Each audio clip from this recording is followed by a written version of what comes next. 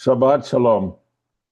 Earlier this week, I was teaching a class on the Exodus narrative, and we spent time tracing a thread that runs quietly through those chapters, without which the story might never have unfolded at all: the role of women. A midrash teaches that it was on account of the righteous women of that generation that the Israelites were redeemed from Egypt. We think of redemption in terms of Moshe, of plagues, of miracles, but the midrash shifts our attention elsewhere. Before the drama of the Exodus begins, there's a quieter beginning: women who refuse to cooperate with what they know is wrong. Among those figures, Shifra and Puah, the midwives who stand before Pharaoh and receive a command to kill the newborn Hebrew boys. They do not comply. The Torah tells us simply that they feared God and did not do as the king of Egypt has spoken to them. They do not lead a rebellion or deliver a speech. They simply refuse to participate in what Pharaoh had planned. But even here, the Torah leaves us with an ambiguity. It calls them Hameyaldot Ha'ivriot.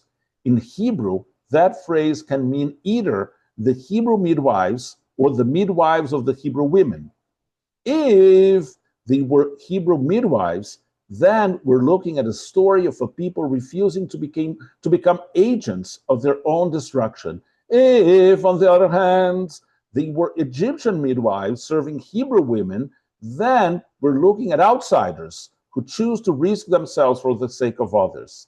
Perhaps the Torah preserves the ambiguity because we need both possibilities. The phrase itself holds open a gap between acting for one's own people and acting for others, and refuses to close it.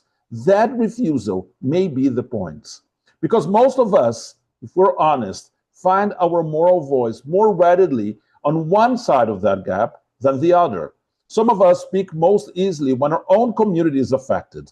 Others respond more readily when the suffering belongs to someone else. And often, the strength of one instinct comes at the expense of the other. The ambiguity of Hameyaldot Ha'ivriot suggests that the Torah knows this about us and is quietly asking whether the gap can be crossed. We're taught from an early age to admire those who act. Shifra and Puah act, Moshe acts. The whole architecture of the Exodus story rewards courage and initiative. But this week's Parsha, the opening of Vayikrah, turns that instinct over and examines its shadow. The book of Leviticus is full of detailed instructions for sacrifices, which can make it difficult to relate to what is being described. But if we look past the technical surface and ask what values are being expressed, they retain their edge. And one of them, in chapter 5, is challenging precisely because it is not about what we do. It's about what we choose not to do. The Torah describes a situation in which a person is a witness. They have seen something, they know something, and they remain silent. The verdict is direct. If they do not tell, they bear their guilt. Not because they committed the original injustice, but because they knew and did not speak. We think of sin as something active, harming, stealing, deceiving. But here, the sin is omission. The person does nothing, and yet the Torah tells us that this silence is not neutral. It is guilt. Later Jewish tradition took this seriously. Rashi, writing in 11th century northern France, reads these as a concrete legal case. A witness who hears the formal call to testify and refuses. Rambam, Maimonides in 12th century Egypt go further and teaches that testifying when one has relevant knowledge is itself a mitzvah, a religious obligation. Speaking truth in the service of justice is not optional.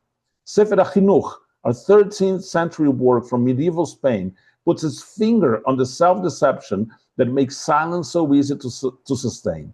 There are people, it observes, who do not attend to the great evil they are doing by withholding what they know precisely because they did not steal or extort with their own hands. Even though someone is oppressed and broken on account of their silence, they do not take account of it. The sin of omission is harder to recognize exactly because it feels passive. We say, I did nothing, but the Torah asks, what did you know? What did you see? And why did you remain silent? Not all silence is sinful, of course. There's a silence that listens, that makes space, that is attentive and restrained. But there's also a silence that protects the wrong person, that abandons the vulnerable, that allows harm to continue because speaking would be uncomfortable, costly, or complicated. That silence, the Torah insists, is not neutrality, it is guilt. Rabbi Sharon Brous writes about the responsibility of bearing witness, of refusing to look away from another person's pain, describing it as the very holy work of not running away. The phrase is worth pausing over. In Leviticus, in our parsha, it says, "Vehu ed," and he is a witness. That's how Leviticus introduces the person who fails silence. The verse begins not with an accusation, but with a status. You are a witness. What you do with the knowledge is the question. Rabbi Brous is working a pastoral register and the Torah in a legal one, but they are asking the same thing. Can you remain present with what you know? Often silence is not indifference in the abstract. It is discomfort, fear, the instinct to say, this is not mine, and keep moving. Holiness, Rabbi Brous suggests, begins at the moment when we choose not to turn away. This brings us back to where we began. Shifra and Pua did not run away. They allowed themselves to be interrupted by what they knew was wrong, and the Torah, by leaving open the question of who they were, refuses to let us limit their example to one kind of loyalty. The ambiguity of Amiyaldot Ha'ivriot is not a textual loose end. It is an ethical demand placed on us. It asks whether we are capable of acting across the gap, whether we can be moved by suffering that is not ours without losing the capacity to hear the pain of our own. The Torah does not ask us to abandon our loyalties. It asks us to deepen them. The two instincts the story holds in tension, solidarity with one's own and solidarity with others, are not resolved by choosing one over the other. They're resolved, if at all, by refusing to treat them as a choice. Heschel wrote, in a free society, some are guilty, but all were responsible. Responsibility does not begin only when we are the ones who act. It also begins when we are the ones who know, when we see, when we hear, when we must decide whether or not to speak.